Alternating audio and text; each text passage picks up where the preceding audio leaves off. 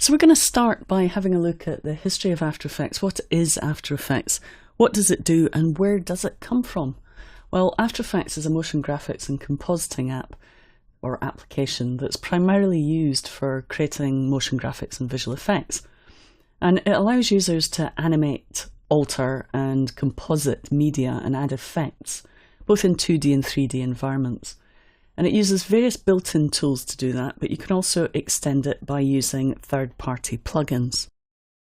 And if we have a look here, we see the original team that created After Effects, a small startup company. And this is a picture of them in around 1991.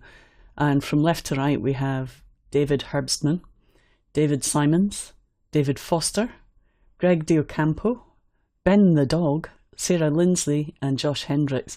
Now you'll notice there's a lot of Davids on the After Effects team, so they're Dave H, Dave S, Dave F, etc. And there they are, looking happy with Ben the dog. After Effects was founded by the company COSA, which stands for the Company of Science and Art. And the original After Effects crew drew their code names for products from the menu of a restaurant not far from this office in Apsara. And this is also known as the Plabbed. And you need to ask people in the know why it's known as the Plabbed. So I'll leave that for you to discover yourself. Dave Simon says, "We just visited that restaurant and apparently not much has changed. I just ate some lort, which are tiny egg rolls, and some nim chow, which together cover three of the early codenames, lort, egg and nim chow."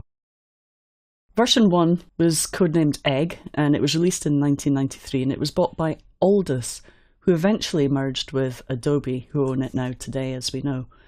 It was codenamed Egg, and it had a basic layered compositing with mask, effects, transforms, and keyframes. And it was only available on the Mac. Now you'll notice if you look here that it doesn't actually look that much different to how After Effects looks now. There's still a timeline, but notice the layers panel is separate from the timeline. But everything else is pretty much the same. There's an effect control panel, project panel, and comp panel.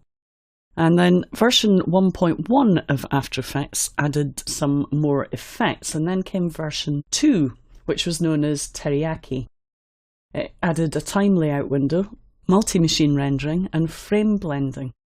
And then came version 3, Nimchow, which added a render queue, Bezier masking, time remapping, keyframe assistance, velocity graph, motion tracker, motion math. There was loads and loads of new features in version 3. And then came version 3.1, and this is where I started in After Effects. And it added more file formats, multi-processing, advanced keying, and then the Wiggler, Motion Sketch, Smoother, they were all added in 3.1. And this is one of the first movies I ever made in After Effects. Now, it's actually a little animation of one of the Bee Gees dancing on someone's mouth. Don't ask me why. So a client asked me for it for the website, and I designed it.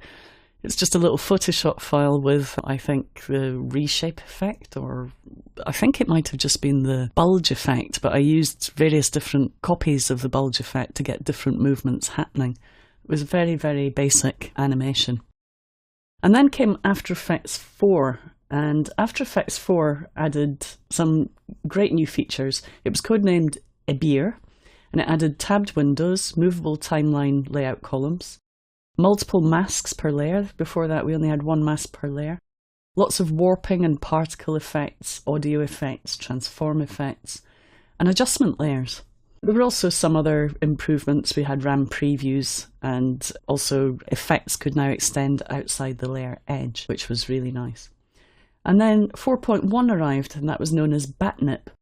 And it had flowchart view and watched folders and 3D channel effects and all sorts of other good stuff. And then came version 5, and this is where I really started to fall in love with After Effects. Melmit, probably my favourite After Effects, had 3D layers, 3D lights, parenting, vector paints, expressions, all the atomic power plugins like WaveWorld, Shatter and Vegas, had 16-bit color channel support, Illustrator transparency support, all sorts of effects were added. So it was a really big release, and partly the reason it was my favourite was because I wrote a book about it as well. I wrote my first book, Creative After Effects 5, about version 5. And I wrote that with a lovely guy called Paul Tursley, who you may have heard of, great guy, and he taught me a lot about expressions and 3D and parenting. So thanks to Paul for all his help over the years. So this is a showreel of mine, of part of my showreel, and this was one of the first serious projects I worked on, which was a film for the Cook Museum in Middlesbrough, where I composited text over footage. And at the time I just had to use masks to make text appear and disappear over time. So that was one of my first jobs on After Effects 5. And then of course came After Effects 6, Food Fight, which added paint, scripting, text animators, OpenGL support, Roto Bezier masks, Keylight, Liquify, tons and tons of good stuff. And then 6.5, Shonbon, added advanced clone tool, presets gallery, grain management and Final Effects plugins, amongst other things. Colour Finesse was bundled as well. And then 7 came out, Clam Chop was the codename for that. And it had a new unified window and added effects like time warp, added the graph editor, which opened up a completely new way of working, and had OpenGL 2 support and 32 bits per channel HDR colour, 32-bit audio, bridge support, dynamic link with Premiere Pro. So a lot of great things added with version 7. And of course that's when I wrote the next version of my book, Creative After Effects 7, which I really should get round to updating. But for now, you have learned by video. This is a bit of a showreel of some of the work that I've done with After Effects over the years. Mainly older stuff I've put in here, things like animated lens flares and little animated characters that I used to do back in the day. Then there was AfterEffectsCS6. CS3 brought in shape layers, the puppet tool, brainstorm, clip notes, vanishing point. That was a great update. And then CS4, Chinchillada, quick search in the projects and timeline, mini flowchart view, breadcrumbs, live PSD 3D layer import, etc, etc. And then of course there was CS5, and we all know CS5 and 5.5. We had a lot of great things. Escargot was the codename for CS5. And it had the Rotobrush tool, Refine Matte Effect, Mocha, LUT support, AVC Intra support, Red support, and various new plugins. And then came CS6, which is the version that we're at now, a new version of After Effects, and you'll see that the application has come on a long way since the beginning days. It now has persistent disk cache and other caching improvements that make it a lot faster to work in After Effects. There's a 3D camera tracker and loads of new 3D features, including the Raytrace 3D renderer, beveled and extruded text and shape layers, bendable footage and composition layers, environment maps, new material options, variable width mask feathering, layer bounding box and selection indicator improvements, and vector art footage to shape conversion, as well as things like rolling shutter repair.